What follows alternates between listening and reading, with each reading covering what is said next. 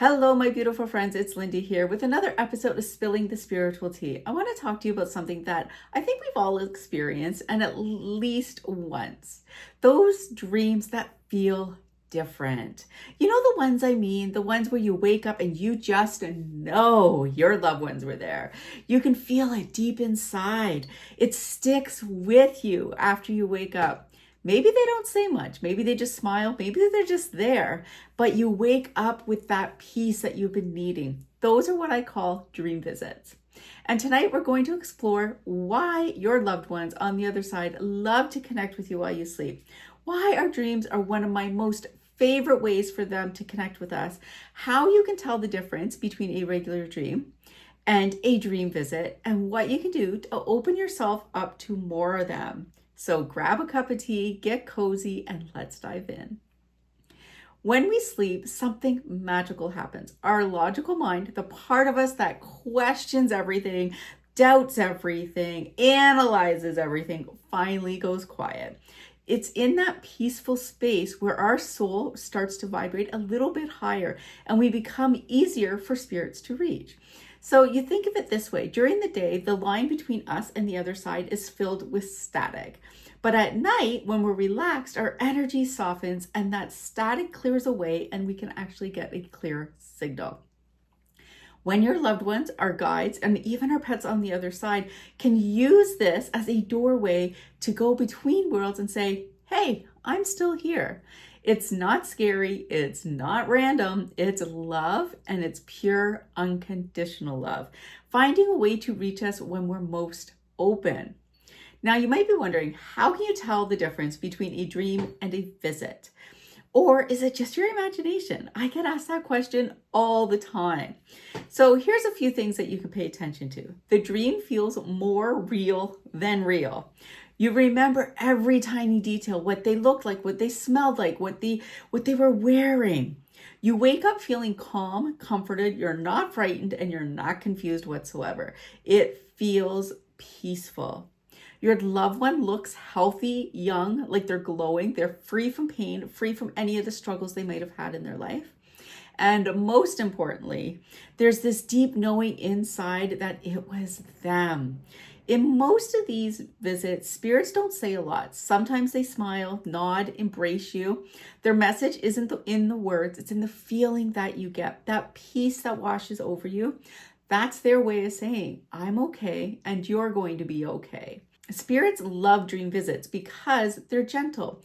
When you're awake, the human side can get in the way. We often overthink, we question, we doubt. But in our dreams, all those walls come down, making it so much easier for them to connect with us. Spirits can show us their love in a way that doesn't overwhelm or frighten us, because sometimes, let's be real, when they're opening and closing doors, when you can hear them calling your name, for some people, that's terrifying.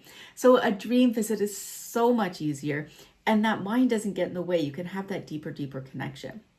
Sometimes a dream visit is their way of helping us heal, especially when we've been struggling with grief and guilt. Sometimes those dreams really bring us the peace that we need. They know exactly what we need. Maybe it's a final goodbye, maybe it's reassurance, and maybe it's a moment of peace. My dad visits me multiple times a week. Sometimes these dreams feel bad. They're focused on the life he lived before he crossed over, addictions and struggles he walked through. They don't feel good. But I also know these aren't true visits because of how they make me feel. My mind took over and blocked my dad from showing up for me. And I think we do this a lot when our loved ones try to connect with us. Our mind just goes bloop and remembers all the stuff they did, all the experiences, everything that happened, versus allowing them to truly show up for us. The dreams where I wake up and feel good, where I'm at peace and I have that loving feeling in my heart, are true visits. Where my mind didn't try and sort things out, didn't try to figure it out.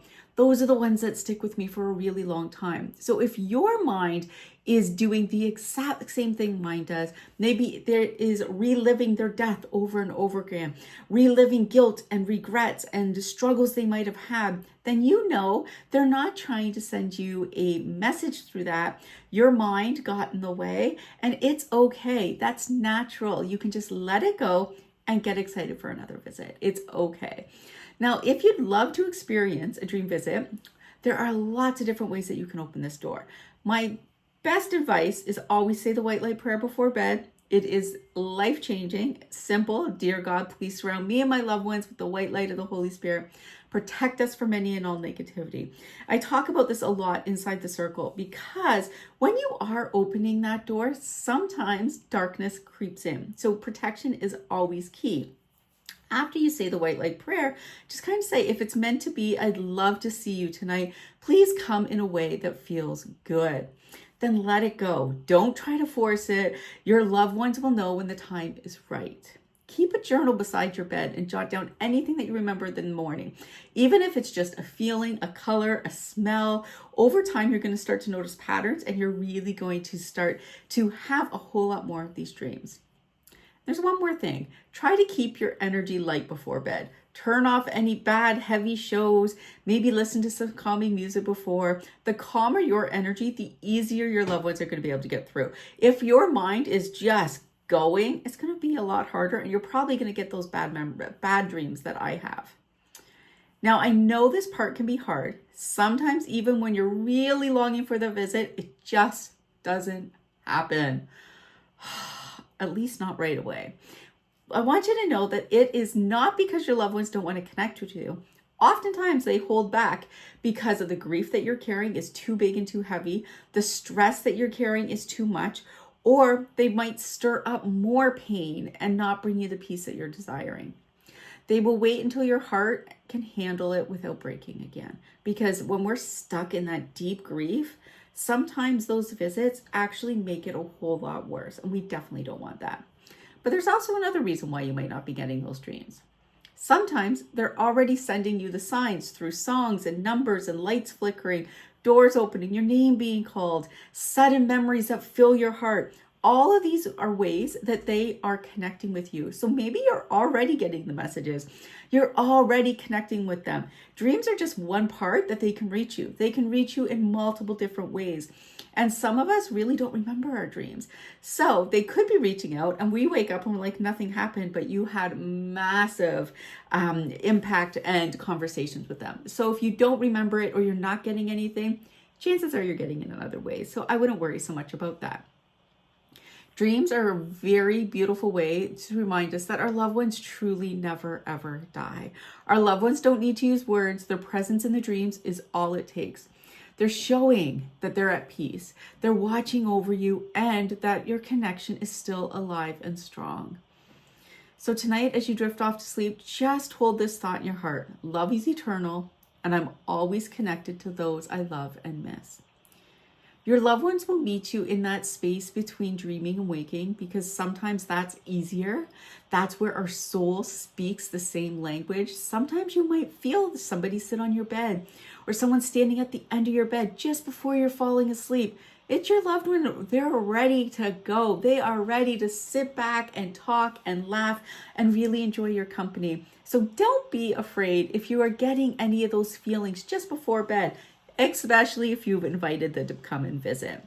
If you'd like to learn more about how your loved ones connect or how you can strengthen your intuition, come and join us in the circle. We go so much deeper into this kind of soul connection, and I'd love to welcome you in. Until next time, with love and light, we'll talk soon. Bye now.